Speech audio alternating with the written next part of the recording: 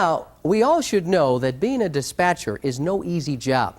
You're always trying to work the schedule just right to maximize efficiency and still provide the very best customer service. Sometimes you even try to make your life a little easier and get a little breathing room. You schedule several of your calls for the next morning. Then that morning comes. A great day, sunny and warm, not a cloud in the sky. Everything's looking great. And then, wham! You get hit with an emergency call. So what do? Do you try to convince the customer that it's not really an emergency and offer service later in the day? What? What? No, and your sink's been stopped up all morning, huh? Yeah.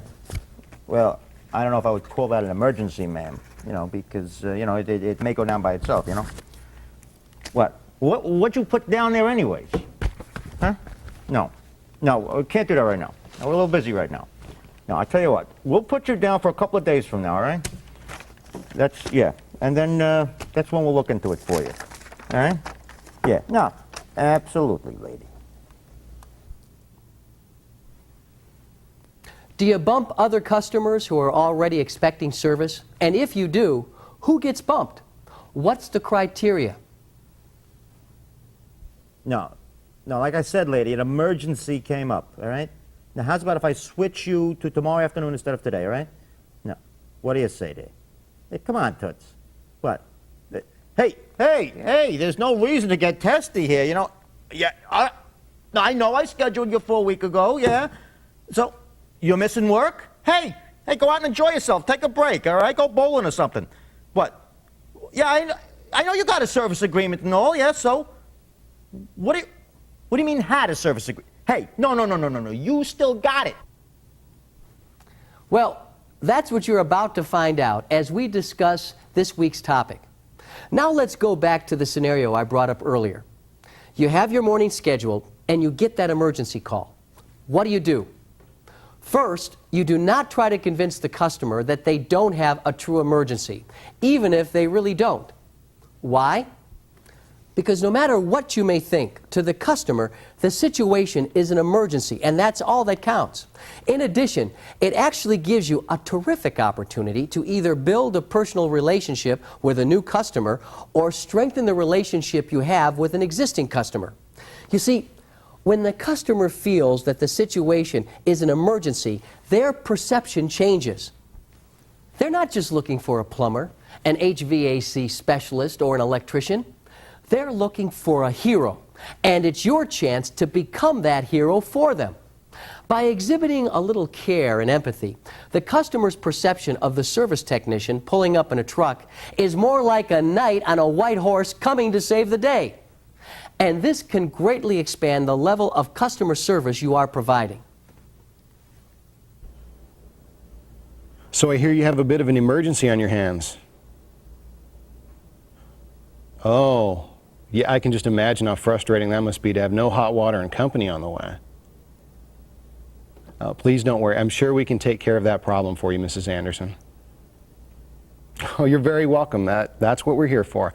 Now, when would it be convenient for one of our technicians to get over there? But once you've accepted the call, how do you provide the service that's needed when the morning is already filled with other assigned calls? The answer is to prioritize the calls you have. In other words, you must determine which calls are more important than others. And in order to do this consistently and fairly, your shop should have a predetermined list of call categories for just such an occasion. As you have seen in your workbook, there are many ways to do this, and priorities may differ according to region. You wouldn't label lack of heat a priority in a tropical climate any more than you would classify lack of air conditioning a priority in a cold climate. But there are some more common considerations to keep in mind, such as the nature of the emergency. After all, they are not all equal in urgency. Whether the work is for a new or a repeat customer, and whether the work is maintenance or a service contract. Once you have prioritized your calls, begin shuffling them into the appropriate order. If a call that has already been scheduled needs to be moved, then you must call the customer and try to reschedule service. And that means switching hats. Because as a dispatcher, much of your work is in operations, assigning jobs to techs, confirming calls. But rescheduling calls means using your best selling skills, and that means wearing the hat of a customer service rep. Although this may be difficult, there is a way to make it at least somewhat easier. The key is to break down resistance for both you and the customer. And all it takes is a few simple words. We call them the magic words. And they are, when would it be convenient for you? Yeah, I'm terribly sorry for the inconvenience. I know you were expecting us this morning. Tell me, Mr. Ramirez, when would it be convenient for you to have one of our professional technicians stop by your home? Yeah, I can have someone there within the next 4 hours. Spoken with sincerity and empathy, these words can truly have a positive impact. By asking the customer when it would be convenient for them, you're showing that you care, that the customer is important to you and your company. And in some cases, you'll find the customer actually thanking you at the end of the call. Now, before you become overconfident, I would like to offer a word of advice. Whatever the situation, try your hardest not to reschedule customers for a second time. No matter how willing customers are to forgive and forget the first time you ask them to reschedule, they are not quite so understanding on that second call.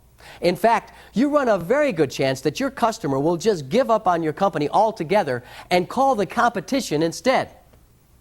Well, that's all for this week. I hope you enjoyed our topic, and I'll see you next time.